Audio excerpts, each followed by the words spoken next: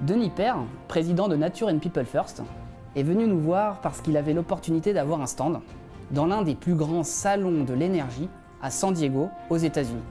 L'innovation de sa société consiste à installer un système de pompage-turbinage en milieu urbain, directement sous terre. Sur le site de Denis, en Martinique, le système de pompage-turbinage est complètement invisible. Étant donné que le studio travaille depuis des mois sur des solutions de réalité virtuelle, comme le Samsung Gear, l'HTC Vive, l'HoloLens, nous nous sommes dit avec Denis, organisons une animation de réalité virtuelle sur son stand pour présenter son premier site pilote sous forme de maquette interactive. Nous avons donc réalisé une première maquette de vue d'ensemble et nous avons représenté les deux bassins et la conduite forcée par des hologrammes.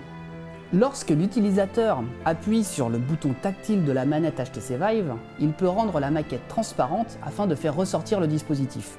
Il peut également, en maintenant la gâchette de la manette, faire tourner la maquette. Nous avons ensuite réalisé une seconde maquette d'une ancienne centrale thermique à fioul où sera placé le bassin bas et le système de pompage-turbinage.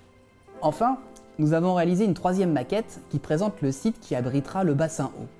En construisant ce grand bassin, Nature and People First va permettre la construction d'un grand parking à côté de la salle des fêtes de la commune.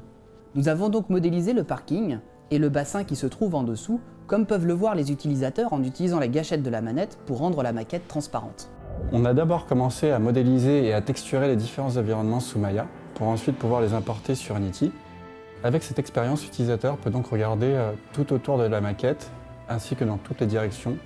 Nous avons donc recréé une sorte de stand en plaçant différents affichages tout autour de la maquette.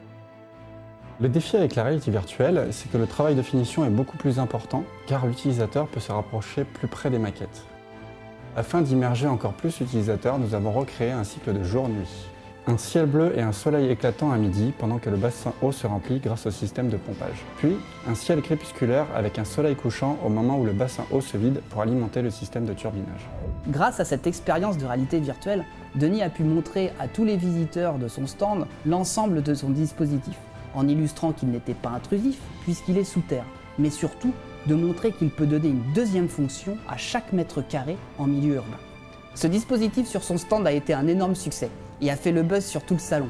Les personnes qui ne devaient pas être attirées par le contenu faisaient même la queue pour tester cette animation de réalité virtuelle.